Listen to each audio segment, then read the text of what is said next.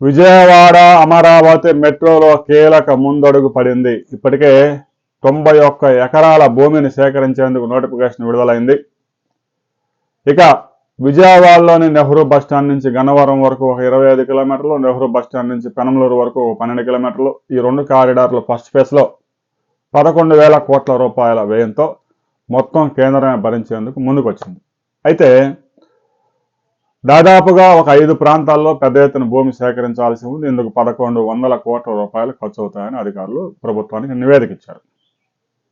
దాదాపు 9 ప్రాంతాల్లో, కీలక ప్రాంతాల్లో అయితే ఒక్కో స్టేషన్కి 2 ఎకరాలు దాదాపు రాబోతా ఉంది. అక్కడ 25 కోట్ల రూపాయలతో స్టేషన్ నిర్మించబోతా ఉన్నారు.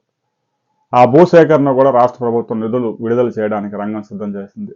ఆ భూమిని సేకరిస్తే ఇక పనులు ప్రారంభించడానికి మేము సిద్ధంగా ఉన్నట్టు కేంద్రం చెప్పింది. DPR కూడా సిద్ధంగా ఉంది.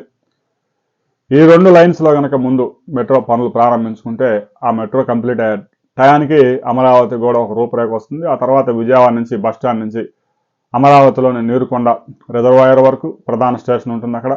ఆ తర్వాత నెహ్రూ బస్టాండ్ నుంచి ఇబ్రహీంపట్నం వరకు కూడా మరో కారిడార్ రాబోతా ఉంది.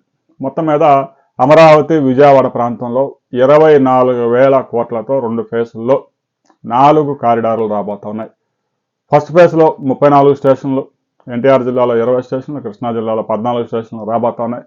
భూసేకరణ రంగం సిద్ధమైంది. ఈరోజు నిధులు కూడా విడుదల చేయబోతా ఉన్నారు. విశాఖపట్నంలో కూడా భూమి సేకరించే పనులు ప్రారంభించారు.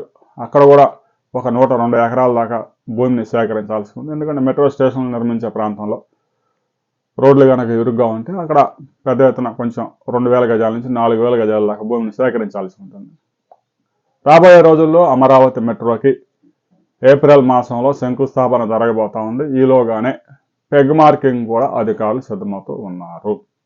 శంకుస్థాపనకు ఎవరు వస్తున్నారు, ఎక్కడ శంకుస్థాపన చేయబోతా ఉన్నారు అనే వివరాలతో మరిన్ని వివరాలతో మరో వీడియోలో తెలుసుకుందాం.